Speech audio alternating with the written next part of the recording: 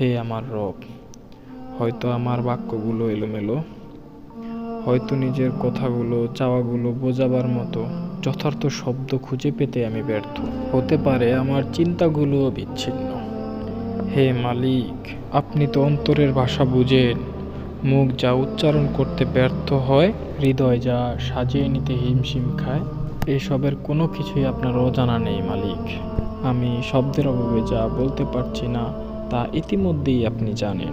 হে মালিক, হে আমার রব, আপনি আমার সকল ব্যর্থতাকে আপনার দয়া দ্বারা পরিপূর্ণ সফলতা হিসাবে দান করে দিন। হে মালিক, আপনার দয়া দ্বারা আমার অন্তরের চাওয়াটুকু আপনি পূরণ করে দিন। হে মালিক, আপনার রহমতের চাদর দ্বারা আমাকে আবৃত ও পরিপূর্ণ করে রাখুন।